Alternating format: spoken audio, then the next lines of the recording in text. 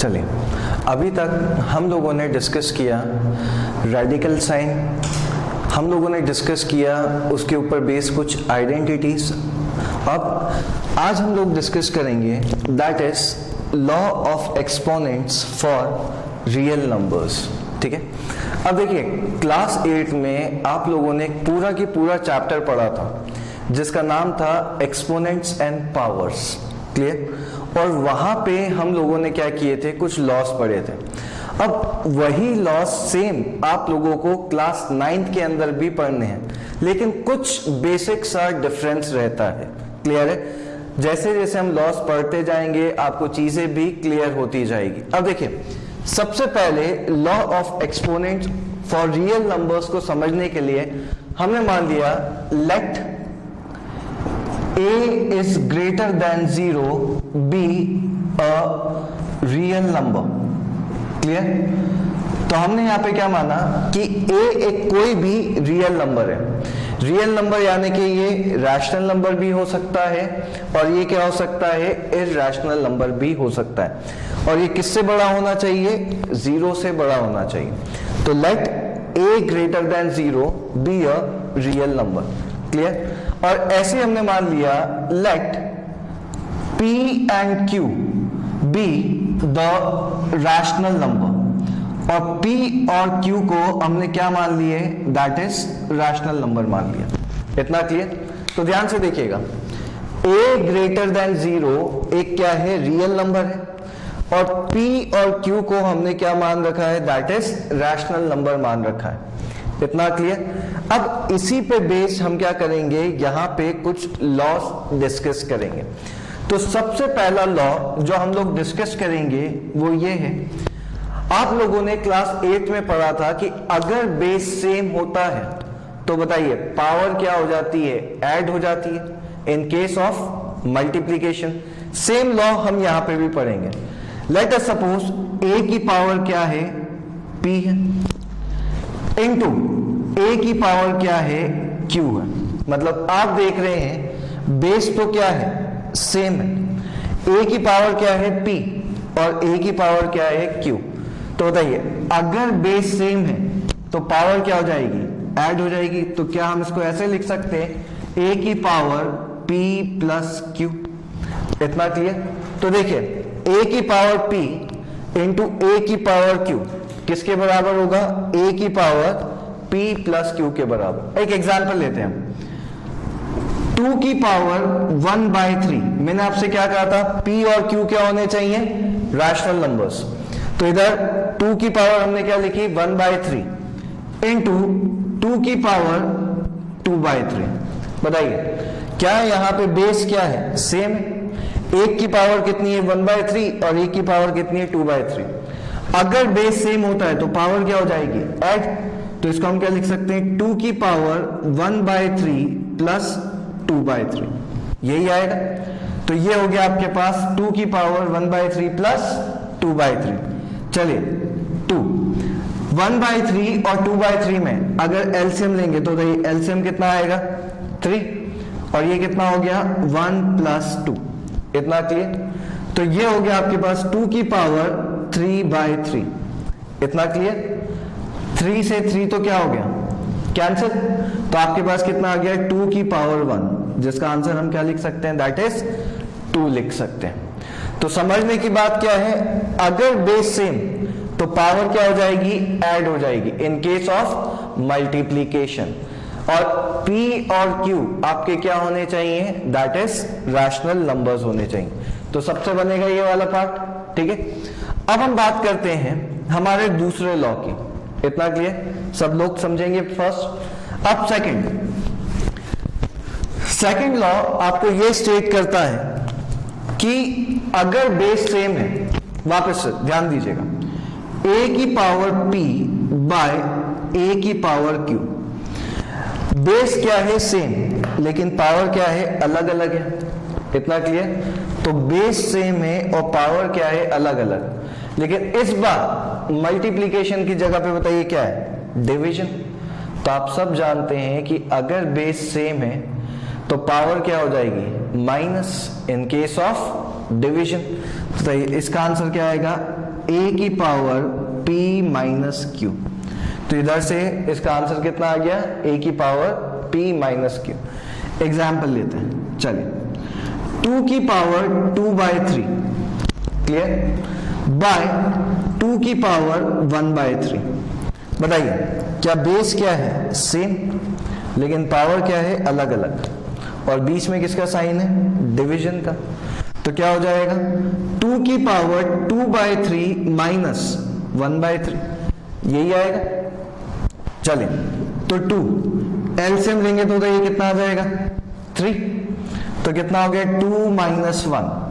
तो इसका आंसर क्या आएगा, 2 की पावर 1/3। तो यहां से आपके पास आंसर कितना आ गया, 2 की पावर 1/3। तो देखिए पहला लॉ क्या पढ़ा, पहला लॉ ये पढ़ा, अगर बेस सेम है तो पावर क्या हो जाएगी, plus in case of multiplication. दूसरा लॉ क्या पढ़ा, अगर बेस सेम है तो पावर क्या हो जाएगी, minus in case of division. अब नेक्स्ट थर्ड लॉ हम जो डिस्कस करेंगे, थर्ड लॉ आपको ये स्टेट करेगा, तो ये इधर से थर्ड लॉ, अगर a की पावर क्या है, -1 है, बताइए a की पावर क्या है, दैट इज -1। तो इसको अगर हम रेसिप्रोकल करें तो पावर क्या हो जाती है, पॉजिटिव हो जाती है। इतना क्लियर। तो a की पावर क्या है, -1। अगर मैं इसको क्या करूं, रेसिप्रोकल करूं, तो पावर क्या हो जाती है, पॉजिटिव। तो ऐसे ही अगर a की पावर क्या है, -p है, a की पावर क्या है, -p। तो अगर हम इसको रेसिप्रोकल करें तो ये क्या हो जाएगा, 1/a की पावर p। समझने की बात। तो इधर से आप देख रहे हैं कि अगर पावर नेगेटिव है तो रेसिप्रोकल करने पे पावर क्या हो जाती है, पॉजिटिव हो जाती है। सिंपल सा एग्जांपल लेते हैं, चलिए इसका एग्जांपल समझते हैं। 2 की पावर -2/3। तो 2 की पावर कितनी है, -2/3। पावर नेगेटिव है, अगर मैं इसका रेसिप्रोकल करूं तो देखिए क्या पावर पॉजिटिव हो जाएगी। तो 1/2 की पावर कितनी हो जाएगी, 2/3। इतना क्लियर। तो आप देख रहे हैं कि अगर पावर क्या है, नेगेटिव है, तो रेसिप्रोकल करने पे पावर क्या हो जाती है, पॉजिटिव हो जाती है। इतना सबसे बनना चाहिए कि अगर पावर क्या है, नेगेटिव, तो रेसिप्रोकल करेंगे तो पावर क्या हो जाएगी, दैट इज पॉजिटिव हो जाएगी। नेक्स्ट लॉ हम लोग ये डिस्कस करेंगे। अब देखिएगा फोर्थ, a की पावर p, इतना क्लियर, a की पावर कितनी है, p है, इनटू b की पावर p। आप देख रहे हैं इस बार बेसिस क्या है, अलग अलग है, a और b मैंने बेसिस लिए। तो a की पावर p इंटू b की पावर p। तो जब भी बेसिस अलग अलग होते हैं और पावर क्या होती है, दैट इज सेम होती है, तो हम इसको लिख सकते हैं a into b whole raise to the power p। तो हम इसको क्या लिख सकते हैं, a into b whole raise to the power p। Example लेते हैं, देखिएगा 2 की पावर 1/3, 2 की पावर कितनी है, 1/3 इंटू 3 की पावर 1/3। अब 3 की पावर भी कितनी है, 1/3। मतलब आप देख रहे हैं इधर बेस कितना है, 2, उसकी पावर कितनी है, 1/3। इधर बेस कितना है, 3, उसकी पावर भी कितनी है, 1/3। बेसिस तो क्या है, इधर से अलग अलग, लेकिन पावर क्या है, सेम। तो क्या हम इसको ऐसे लिख सकते हैं, 2 into 3 whole raise to the power 1/3। 2 into 3 बताइए कितना होता है, 6। तो ये कितना आ जाएगा, 6 की पावर 1/3। इतना क्लियर। तो इधर से आपके पास आंसर कितना आ गया, 6 की पावर 1/3। अगर बेसिस क्या है, अलग अलग है, और पावर क्या है, सेम, तो हम उसको कैसे लिख सकते हैं, whole raise to the power. इतना क्लियर। नेक्स्ट, अब मल्टीप्लाई की जगह पे क्या कर रहे हैं, डिवाइड कर रहे हैं। तो देखिए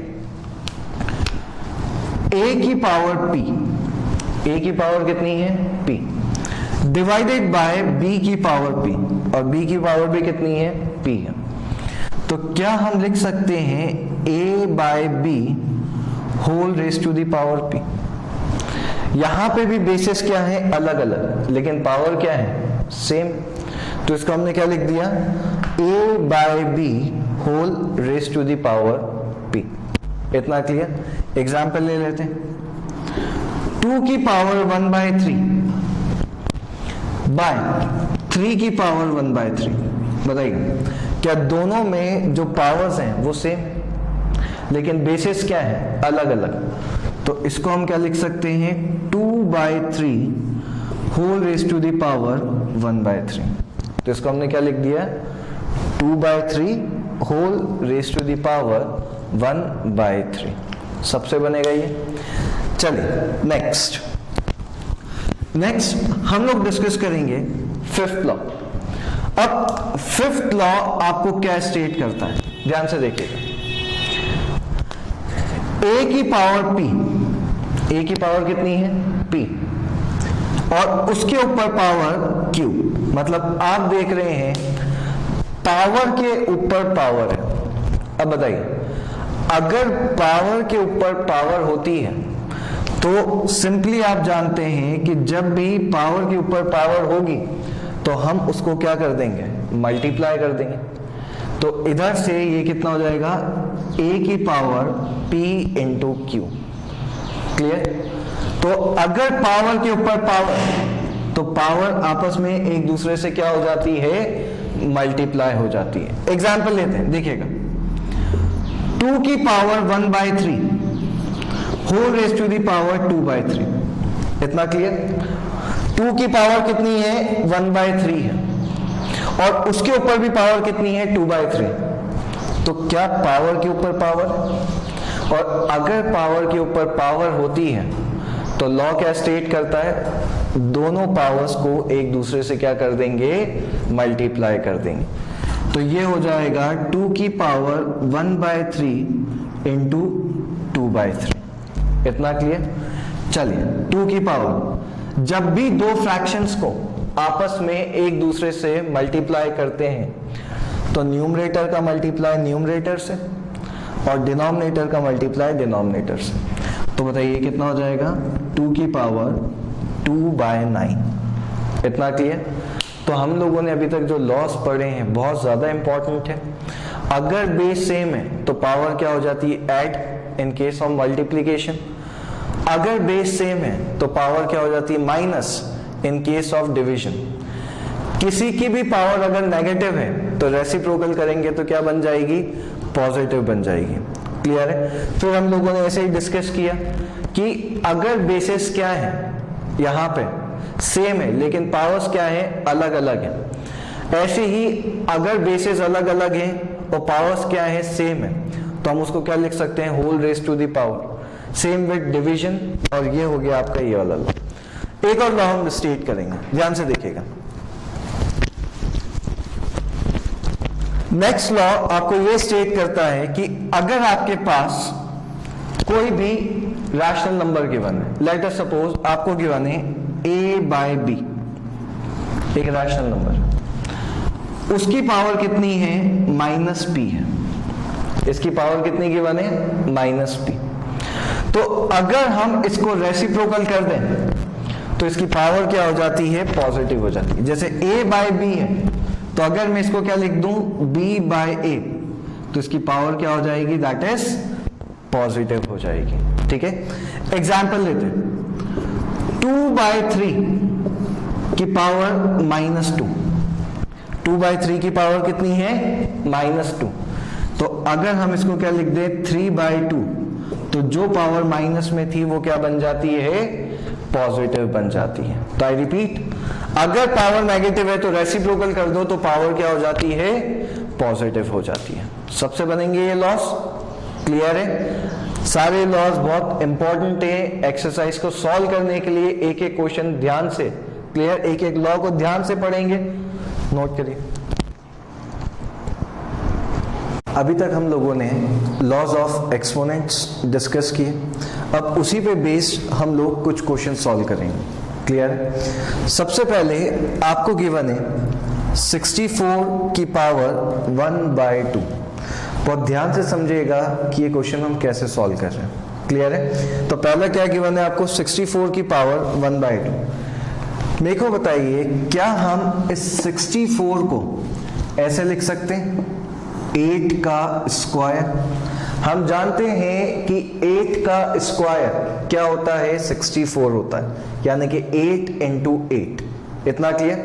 तो 64 की जगह पे हमने क्या लिख लिया, 8 का square whole raise to the power 1/2। इतना क्लियर? नाउ पावर के ऊपर पावर, अभी हम लोगों ने लॉ डिस्कस किया था कि जब भी पावर के ऊपर पावर होता है तो हम उसको क्या करते हैं, मल्टीप्लाई करते हैं। तो ये हो गया 8, 2 × 1/2, यही आएगा। चलिए, तो पावर के ऊपर पावर क्या कर दिया, मल्टीप्लाई। तो 2 से 2 तो क्या हो गया, कैंसिल। अरे इसका आंसर क्या आ जाएगा, दैट इज 8। तो इसको सॉल्व करने पे हमारे पास आंसर कितना आया, दैट इज 8। नेक्स्ट क्वेश्चन देखते हैं। चलिए, नेक्स्ट क्वेश्चन है 32 की पावर 1/5। अब सर 32 को हम क्या लिख सकते हैं, जैसे 64 को तो हमने यहां पे लिख दिया 8 का स्क्वायर, ऐसे ही 32 को हम क्या लिखेंगे। तो देखिए, सबसे पहले मैं क्या कर रहा हूं, यहां पे इस 32 के प्राइम फैक्टराइजेशन कर रहा हूं। तो 32 बताइए किससे जाएगा, 2 से। कितना हो गया, 16, फिर 2 से 8, फिर 2 से 4, फिर 2 से 2, और फिर कितना आ जाएगा, 1। तो इधर से आप देख रहे हैं कि 32 को जब मैंने उसका प्राइम फैक्टराइजेशन किया तो 2 कितनी बार आ रहा है, 1 2 3 4 5। तो क्या हम इस 32 को ऐसे लिख सकते हैं, 2 की पावर 5। तो 32 को हमने क्या लिख दिया, 2 की power 5 raise to the power 1/5। तो वापस से पावर कितनी हो गई, 1/5। फिर से पावर के ऊपर पावर, तो जब भी पावर के ऊपर पावर होता है तो हम उसको क्या करते हैं, मल्टीप्लाई। तो ये आ गया आपके पास 2, 5 × 1/5। इतना क्लियर है? तो 5 से 5 तो क्या हो गया, कैंसिल। आंसर कितना आ जाएगा, दैट इज 2। तो इधर से आपके पास आंसर कितना आया, 2। नेक्स्ट देखते हैं। चलिए, अब आपको गिवन है 125 की पावर 1/3। फिर से वही स्टेप, सबसे पहले प्राइम फैक्टराइजेशन 125। तो 125 का प्राइम फैक्टराइजेशन किया, कैसे जाएगा, 5 से। कितने टाइम्स, 25, फिर 5 से 5, और ये कितना हो गया आपके पास, 1, यही आएगा। तो आप देख रहे हैं कि जब हमने 125 का प्राइम फैक्टराइजेशन किया तो कितनी बार आया, 1 2 3। तो हम यहाँ पे इस 125 की जगह पे क्या लिख सकते हैं, 5 का cube raise to the power कितना आ जाएगा, 1/3। इतना क्लियर? फिर से पावर के ऊपर पावर तो क्या होगा, मल्टीप्लाई। तो ये हो गया 5, 3 × 1/3। फिर से कैंसिल, आंसर कितना आ जाएगा आपके पास, 5। तो यहां पे इन तीनों क्वेश्चंस में जो आपका लॉ यूज हुआ है वो ये हुआ है कि जब भी हम पावर के ऊपर पावर लगाते हैं तो वो क्या हो जाता है, मल्टीप्लाई होता है। सबसे बनेगा ये, नोट करिए। चलिए, इसी टाइप में वापस से हम लोग क्वेश्चंस देखते हैं। अब आपको गिवन है फाइंड, सबसे पहला क्वेश्चन आपको बोला गया है 9 की पावर 3/2। इतना क्लियर? इस बार आपको क्या गिवन है, 9 की पावर कितना, 3/2। क्या हम इधर 9 को क्या लिख सकते हैं, तो 9 को हमने लिख दिया 3 का स्क्वायर। हम जानते हैं 3 × 3 कितना होता है, 9, whole raise to the power 3/2। इतना क्लियर है? पावर के ऊपर पावर क्या होगा, मल्टीप्लाई। तो इधर से 3, 2 × 3/2। इतना क्लियर है? अब देखिए, 2 से 2 तो क्या हो गया, कैंसिल। तो आपके पास आ गया 3 की पावर 3, यही आएगा। 3 की पावर 3 यानी कि 3 × 3 × 3, 3 × 3 9, 9 इंटू 3 कितना हो जाएगा 27। तो बताइए आंसर कितना आ रहा है, दैट इज 27 आ रहा है। इतना क्लियर है। तो सबसे पहले हमने क्या किया, 9 को क्या लिखा 3 का स्क्वायर, फिर पावर के ऊपर पावर मल्टीप्लाई, 2 से 2 कैंसिल, क्या आ जाएगा 3 का क्यूब, और आंसर कितना आ गया 27। नेक्स्ट क्वेश्चन देखते हैं। 32 की पावर कितना गिवन है 2/5। सबसे पहले 32 क्या कर रहे हैं, प्राइम फैक्टराइजेशन, कैसे जाएगा 2 से 16, फिर 2 से 8, फिर 2 से 4, फिर 2 से 2, और ये कितना हो गया आपके पास 1। बताइए 2 कितनी बार आ रहा है 5 बार, 1 2 3 4 5। तो क्या हम इस 32 को 2 की पावर क्या लिख सकते हैं 5 रेज टू दी पावर 2/5। इतना क्लियर। फिर से पावर के ऊपर पावर मल्टीप्लाई, तो ये हो गया 2 की पावर 5 इंटू 2/5। इतना क्लियर। 5 से 5 तो क्या हो गया कैंसिल, आपके पास आ गया 2 का स्क्वायर। अब आप सब जानते हैं 2 का स्क्वायर यानी कि 2 इंटू 2, क्या आंसर आ जाएगा दैट इज 4। तो सेम मेथड की, कोई डिफरेंस नहीं। नेक्स्ट इधर आते हैं। अब देखिए कितना गिवन है 16 की पावर 3/4। फिर से 16 का क्या करेंगे प्राइम फैक्टराइजेशन, कैसे जाएगा 2 से, कितने टाइम्स 8, फिर 2 से 4, फिर 2 से 2, और ये कितना हो गया 1। कितनी बार आ रहा है 4 बार। तो इसको हम क्या लिख सकते हैं 2 की power 4 whole raise to the power 3/4। इतना क्लियर। पावर के ऊपर पावर क्या हो जाएगा मल्टीप्लाई, तो 2 4 इंटू 3/4, 4 से 4 कैंसिल, क्या आंसर आ जाएगा 2 की पावर 3, 2 की पावर 3 यानी कि 2 इंटू 2 इंटू 2, क्या हो जाएगा दैट इज 8। तो सॉल्व करने पे आपके पास आंसर कितना आ रहा है 8 आ रहा है। सबसे बनेंगे इस टाइप के क्वेश्चन, काफी सिंपल है, नोट करेंगे।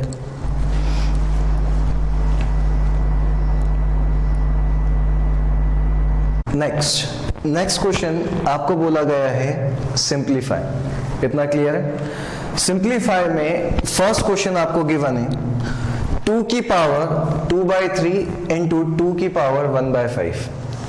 समझने की बात यह है कि यहाँ पे आप खुद समझ सकते हैं कि बेस क्या है सेम है और पावर क्या है अलग अलग है।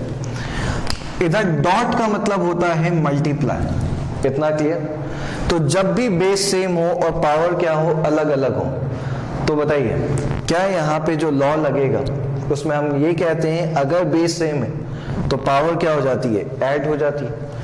तो 2 की पावर बताइए क्या हो जाएगी 2/3 प्लस 1/5। इतना क्लियर है। अगर बेस सेम है तो पावर क्या हो जाती है ऐड। तो 2 की पावर 3 और 5 में एलसीएम कितना आएगा दैट इज 15। तो इधर से आपके पास एलसीएम कितना आ गया 15 इंटू 5 इंटू 5 तो क्या हो जाएगा 10 प्लस इंटू 2 इंटू 2 तो कितना हो जाएगा 12, यही आएगा। तो इधर से आपके पास आ गया 2 की पावर 12/15। तो सॉल्व करने पे कितना आ रहा है 12/15। इतना क्लियर। अब देखिए क्या यहाँ पे इधर से 12 और 15 एक दूसरे से कैंसिल आउट हो रहे हैं। कितने टाइम्स 4 टाइम्स 5 टाइम्स। तो इधर आपके पास आंसर कितना आ गया 2 की पावर 4/5। तो सॉल्व करने पे आंसर कितना आ रहा है 2 की पावर 4/5। और लॉ कौन सा लगा a की पावर p इंटू a की power q is equals to a की पावर p प्लस q। इतना क्लियर। बेस सेम है तो पावर क्या हो जाती है ऐड हो जाती है। तो वापस से इधर बेस सेम था तो पावर क्या हो गई ऐड। 3 और 5 में एलसीएम कितना आएगा 15 into 5 into 5 10 into 2 into 2। Solve करने पे कितना आ रहा है 2 की पावर 4/5। अब नेक्स्ट नेक्स्ट क्वेश्चन आपको गिवन है 1/3 की power 3 whole raise to the power 7। अब देखें whole raise to the power का मतलब क्या है, 1 के ऊपर भी पावर कितनी है 7 और 3 के ऊपर पावर भी कितनी है 7। तो देखिए इसको हम अलग अलग कर रहे हैं। 1 की power 7 as it is by 3 की पावर 3, इसके ऊपर भी पावर कितनी है 7। इतना क्लियर। हम जानते हैं कि 1 के ऊपर आप कितनी भी पावर लगा उसका आंसर क्या आएगा 1 ही आएगा। तो 1 की पावर 7 का आंसर कितना हो गया 1। पावर के ऊपर पावर बताइए क्या हो जाएगा मल्टीप्लाई, तो ये हो गया 3 की पावर 21। इतना क्लियर। तो इधर से 3 into 7 कितना आ जाएगा 21। ठीक है, मैंने आपसे क्या कहा था, अगर रेसिप्रोकल करते हैं तो पावर क्या हो जाती है नेगेटिव, और अगर नेगेटिव है तो पावर क्या हो जाती है पॉजिटिव। अब देखिए यहाँ पे 3 की पावर कितनी है 21, अगर मैं इसको रेसिप्रोकल कर दूं यानी कि ऊपर ले जाऊं तो इधर आंसर कितना आ जाएगा 3 की पावर -21। तो इधर से इसका आंसर कितना हो गया, दैट इज 3 की पावर -21। इतना क्लियर। नेक्स्ट थर्ड वाले में 11 की पावर कितनी है 1/2 डिवाइडेड बाय 11 की पावर 1/4। बताइए बेस क्या है सेम, लेकिन पावर क्या है अलग अलग। तो इसको हम क्या लिख सकते हैं 11 whole raise to the power 1/2 -1/4। अगर बेस क्या होता है सेम तो पावर क्या हो जाती है minus in case of division. हमने पढ़ा a की पावर p बाय a की पावर q, इसको क्या लिख सकते हैं a की पावर p माइनस q। इतना क्लियर। तो ये हो गया आपके पास 11। चलिए 2 और 4 में एलसीएम कितना आएगा 4 इंटू 2 इंटू 2, तो 2 - 1। तो आपके पास आंसर आ गया 11 की पावर दैट इज 1/4। तो इधर से आपके पास आंसर कितना आ जाएगा 11 की पावर 1/4। तो सबको क्लियर, बेस सेम है तो पावर ऐड हो जाती है मल्टीप्लिकेशन के अंदर, बेस सेम है तो पावर माइनस हो जाएगी डिवीजन के अंदर, और पावर के ऊपर पावर मल्टीप्लाई। नोट करेंगे।